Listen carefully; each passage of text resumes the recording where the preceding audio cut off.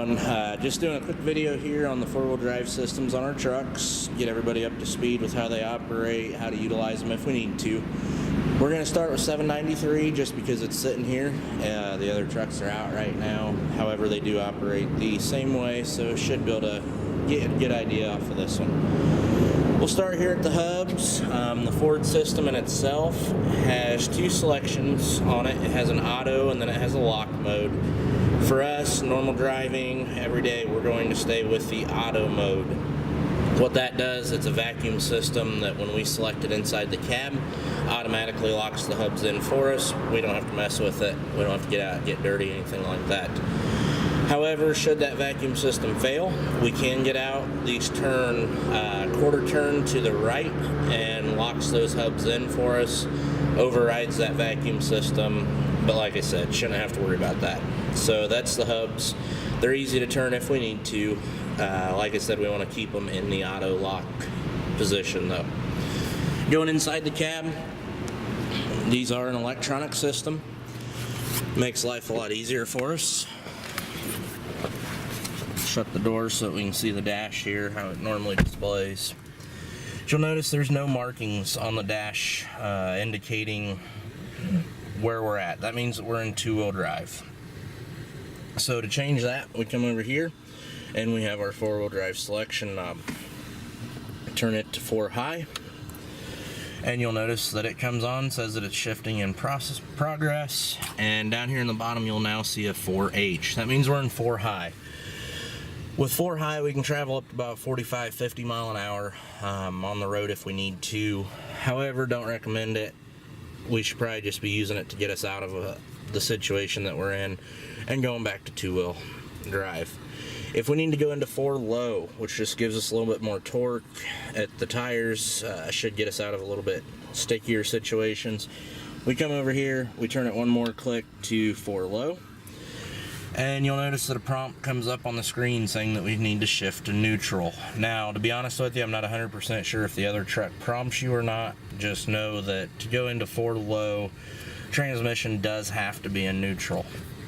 So when we go into neutral, it comes up, tells us that it's in progress, and then you'll notice in the bottom corner, it now indicates 4L or 4 low. So to go back to 4 high, again, make sure that you're in neutral, turn your selector knob, and now it'll say 4 high or 4H. So very simple to switch back and forth.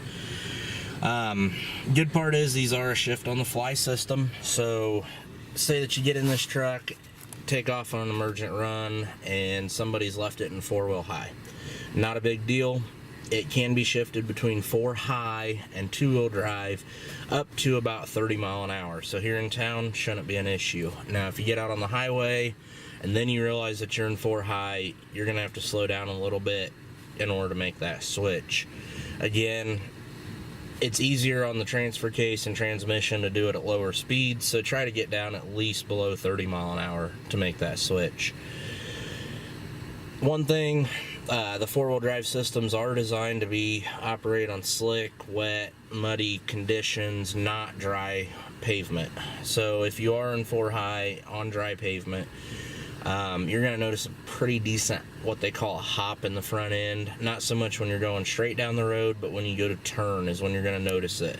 You may even notice kind of a clunking sound in the front end. Not very good on the vehicle. Make sure that you get out of 4-wheel drive back into 2-wheel drive. So one thing with the 4 low, like I said, it's designed to get us out of a really sticky, muddy, snowy mess. We do not want to go down the road in 4 low. It puts us at a higher RPM bracket, and we're only going to get the truck up to maybe 20 mile an hour, 25 mile an hour, and it's going to sound like the engine's ready to blow through the hood. So make sure no matter what you do, if you use 4 low, before you get back out onto the road and take off, that you're at least in 4 high, preferably 2-wheel drive. So again, if you have any questions, let me know. Be glad to go over it with everybody. But it's a very simple system. If for whatever reason you shift it into 4 high and It comes up and prompts you that there's something wrong or you don't get the 4H on the dash. At that point, you can switch the main or the hubs over to the lock position, and it will go in at that point. So, however, normally they're supposed to vacuum themselves and switch on their own. So, going back to two-wheel drive, again, you can be in park and you can be rolling up to about 30 mile an hour, and you just simply switch it and it'll come up and tell you that it's switching and you're good to go. So again, if you have any questions, let me know.